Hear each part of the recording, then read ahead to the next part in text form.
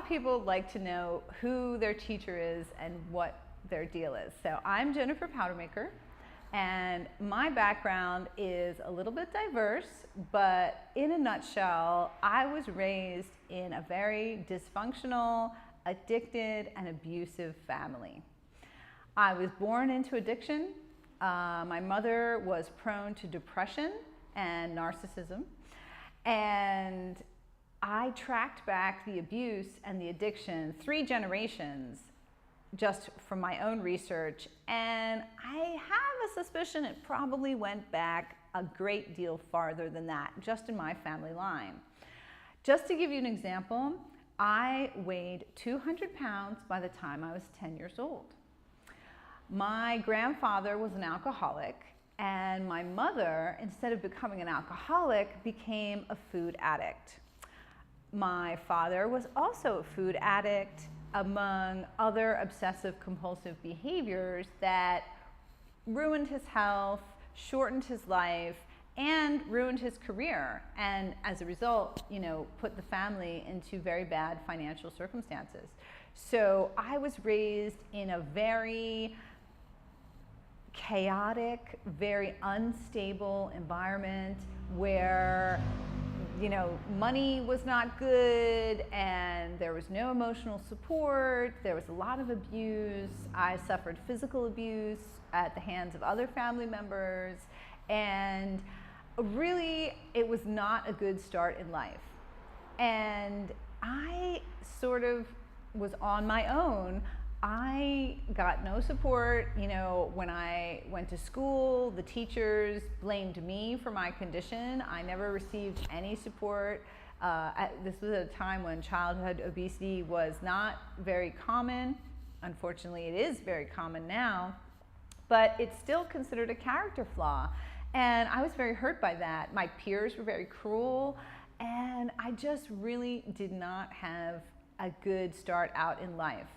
So I had to decide for myself if I was going to continue down that road or if I was going to do something about it. And by the time I was an early teen, 12 to 14 years old, I started to understand that no one was coming to help me. I was going to have to do it for myself.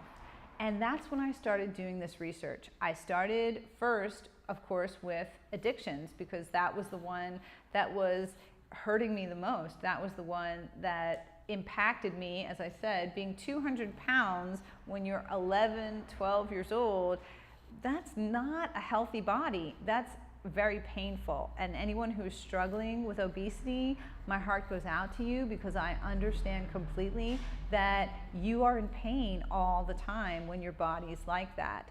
I do also want to share with you that you can turn it around. As you can tell, I am not 200 pounds anymore, and I haven't been for over 25 years. I reached my goal weight over 25 years ago, and more importantly, I conquered the compulsive addictive behavior around food. I have not suffered bouts of binge eating since, I can't remember the age exactly, but it's been almost 30 years. That is conquering an addiction.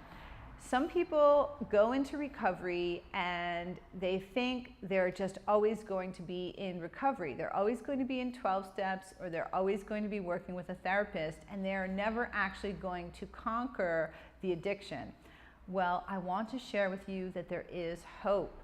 You can, if you are dedicated to your own health and recovery, if you're willing to love yourself and forgive the people around you, then you can recover completely. Does it take work? Yes, it does. My question to you is, what are you doing anyway? If it takes a year, you're still going to be a year older in that year. If you do nothing, nothing is going to change. That is a guarantee. So I work with people because I am living proof that you can conquer even the worst of beginnings. And trust me, I'm being very diplomatic in my description. You might think that I've been harsh, but in fact, if I wrote the book, I'd have to publish it as fiction because very few people would believe that you could survive a childhood like the one that I experienced. But you can. The only crucial factor is you. What are you willing to do for yourself? I love to support people and help people and give them the tools and the training that they can use to become the best and healthiest and most loving version of themselves. Because at the end of the day, that's what it's about. My life is better because I loved myself enough to heal this addiction.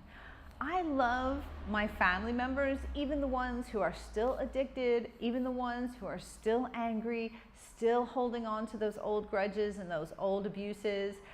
I love them because I feel better when I do. It feels better to love than to be angry and hateful.